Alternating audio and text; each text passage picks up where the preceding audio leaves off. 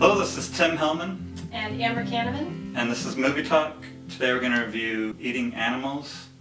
Eating Animals is the new documentary based on the critically acclaimed 2009 novel of the same name, which was also a New York Times bestseller by Jonathan Safran Foer. The film examines what has happened to our food industry in the last 40 years as we've transitioned from traditional farming to huge industrial farms. The film was written and directed by Christopher Dylan Quinn, and it's narrated and produced by Oscar-winning actress Natalie Portman. And we saw it at a film festival in Portland, followed by a Q&A with the director there. So what do you think? I had some high hopes going into the film. There were some really good parts that really advocated for the animals, and if I were to make my own film advocating against the eating of animals, I would have put those points in there, but there were some major pitfalls that were very disappointing. They did a disservice to the animals by putting in these spots that really washed over the conditions for animals that are on so-called humane farms. They absolutely showed slaughterhouse footage in the context of factory farming, but then they just totally neglected to put in the fact that the animals from these small humane local farms that they're promoting are ending up in the same slaughterhouses. Yeah, there's a lot of sympathy for the old school farmers. Right. Their financial troubles and all that. They treated the farmers very sympathetically, which you can have a little sympathy for these people. They are trying to do the right thing. I don't think they're evil. They may have feelings for animals. They want to do the right thing by animals, but they're still exploiting them and they're still using them for their personal gain, for their emotional gain. And once you look at the full picture, you're realizing that these animals are ending up in the same bloody hacked up packages as the other ones. Did you read the book? I've read a few excerpts of the book, but I never did read the book. It's kind of embarrassing. But did you like the excerpts you read? Yeah, the writing in the book is very powerful. It's not surprising that it made the bestsellers list. And from the power of that, it got made into this movie that has an award-winning actress narrating it. And she says that book made her go vegan. Yeah, I mean, I don't doubt that people went vegan from this book. I know people who went vegan from this book.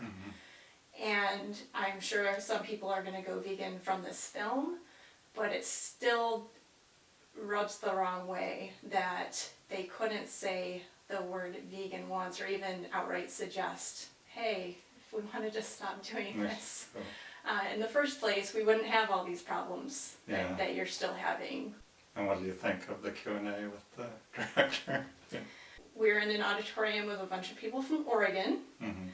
So we have a very interesting dynamic here, I think, in Oregon, where there are a lot of vegans, but there's also a lot of these back-to-the-earth homesteader types. Backyard chickens are legal here in the city, and farmers markets are very popular. Those types of people definitely went out to see that film, aside from this group of vegans who were in the back row kind of shaking our heads a little bit, I think.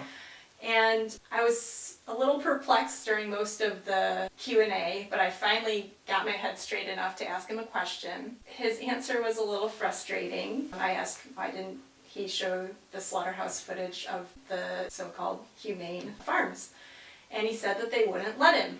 During the film, there's a really powerful point that the narrator makes. She questions, well, if they're not letting us see it, maybe there's something wrong about it. And clearly the director wasn't realizing he was doing the exact same thing with the humane farms. There's no getting around it. If you're eating animals, they're going to end up ending in a violent, bloody death. There's no which way around that. There was a lot of slaughterhouse footage and stuff that helps expose all the... I don't think anyone could leave that film thinking that factory farming is a good thing unless you are in the industry. And there was a particular piece that they did about dairy, which if you had just cut it out of context out of the film and slapped a PETA logo at the end, it could have been a PETA short film. They talk very bluntly about what happens to the baby calves in the dairy industry, and about the health aspects and the pus that's in milk.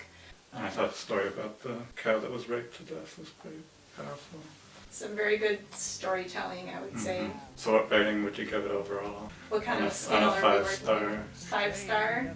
Oh, Tough question. 3 or 4? I mean, it's very well I made. give it 3.5. Yeah. Okay. Yeah, that's what I Well, failed so far. We'll just say that's what I said. 3 or 4, 3.5. Yeah, really well made, disappointing parts.